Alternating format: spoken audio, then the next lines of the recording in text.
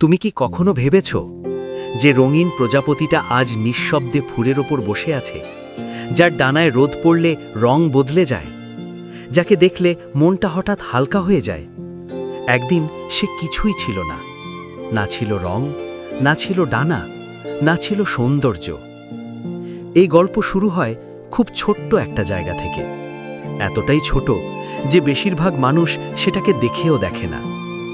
একটা শান্ত বাগান, ভোরের আলো তখনও ঠিকমতো নামেনি, পাতার গায়ে জমে আছে শিশির। সেই পাতার নিচে মুক্তোর দানার মতো একটা ক্ষুদ্র ডিম, নীরব, স্থির। কেউ জানে না এই ছোট্ট ডিমের ভেতর ঘুমিয়ে আছে একটা পুরো জীবন। মা প্রজাপতি খুব ভেবেচিন্তেই এই জায়গাটা বেছে নেয়। যে পাতায় সে ডিম রাখে সেই পাতাই পরেকার বাচ্চার খাবার হবে, কারণ প্রকৃতি কখনো কিছু এলোমেলো করে না, সব কিছুর পেছনেই থাকে এক নিখুঁত পরিকল্পনা। কিছুদিন কেটে যায়, ডিমটা বাইরে থেকে একই রকম দেখায়, কিন্তু ভেতরে ভেতরে জীবন ধীরে ধীরে জেগে উঠছে। আর একদিন খুব নীরবে ডিমের খোলস ভেঙে বেরিয়ে আসে একটা ছোট্ট শুঁয়োপোকা। এই শুঁয়োপোকাটার কোনো রং নেই, কেউ তাকিয়ে বলবে না এটা সুন্দর, কেউ বলবে না এটার ভবিষ্যৎ উজ্জ্বল। সে ধীরে ধীরে হাঁটে পাতার উপর, আর তার জীবন তখন একটাই নিয়ম জানে, খাওয়া। দিনের পর দিন সে শুধু পাতা খায়, খায় আর বড় হয়, খায় আর বদলাতে থাকে। কয়েকবার সে নিজের পুরনো চামড়া ফেলে দেয়, নতুন চামড়া পরে, কারণ পুরনো শরীরে নতুন স্বপ্ন ধরে না। অনেকেই ভাবে এই সময়টাই তার জীবন, এই শুঁয়োপোকা অবস্থাটাই শেষ। কিন্তু প্রকৃতি জানে এই খাওয়ার সময়টা আসলে একটা প্রস্তুতি। এরপর একদিন শুঁয়োপোকা আর খেতে চায় না, সে অস্থির হয়ে ওঠে, একটা নিরাপদ জায়গা খোঁজে।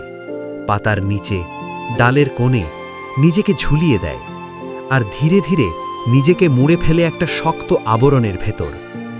বাইরে থেকে দেখলে মনে হয় সব শেষ, একটা পোকা নিজেকে বন্ধ করে ফেলেছে।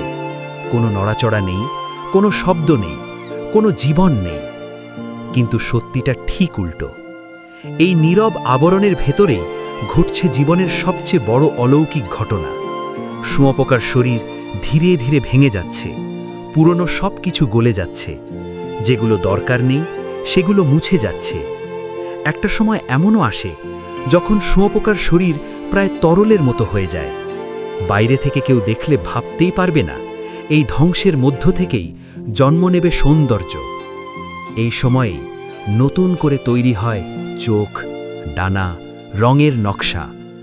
যেগুলো কখনো শুঁয়োপোকার ছিল না, সেগুলো এখন ধীরে ধীরে রূপ নিতে থাকে।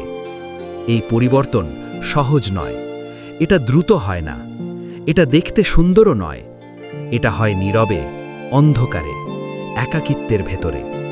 আর এই জায়গাটাই প্রজাপতির গল্পকে সবচেয়ে গভীর করে তোলে। অনেক দিন পর এক সকালে আবরণের গায়ে ছোট্ট একটা ফাটল ধরে, ধীরে ধীরে, খুব কষ্ট করে। ভেতর থেকে কেউ যেন ঠেলছে। আর তারপর একটা নতুন প্রাণ আলোতে বেরিয়ে আসে। ডানাগুলো তখন ভেজা, নরম, ভাঁজ করা। সে তখনও উড়তে পারে না, সে বসে থাকে, অপেক্ষা করে।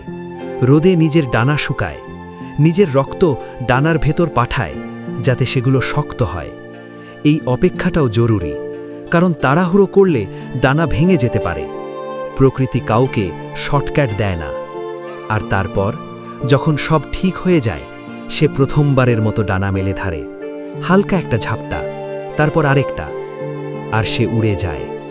যে প্রাণীটা একসময় পাতার উপর হামাগুড়ি দিত, আজ সে আকাশে উড়ছে।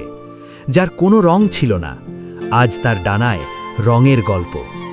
এই পুরো যাত্রাটা আমাদের শুধু প্রজাপতির কথাই বলে না, এটা আমাদের নিজেদের কথাও বলে। আমরাও তো এমন সময়ের মধ্য দিয়ে যাই যখন মনে হয় সব থেমে গেছে, জীবন অন্ধকার, চারপাশ নীরব, কেউ বুঝছে না ভেতরে কি চলছে।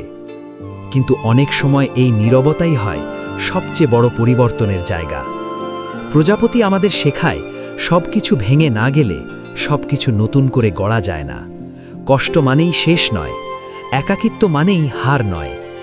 কখনো কখনো নিজের ডানা বানাতে হলে একটা সময় নিজেকে কোকুনের ভেতর বন্ধ করতে হয়। আজ যখনই তুমি কোনো প্রজাপতি উড়তে দেখবে, শুধু তার রং দেখবে না, তার পেছনের লড়াইটা মনে রাখবে, তার নীরব দিনগুলো মনে রাখবে। কারণ সেই প্রজাপতিও একদিন পাতার উপর পড়েছিল, কেউ গুরুত্ব দেয়নি, কিন্তু সে হাল ছাড়েনি। আর হয়তো এই গল্পটা শুনে তুমি নিজের ভেতনের পরিবর্তনকেও একটু বেশি বিশ্বাস করতে পারবে।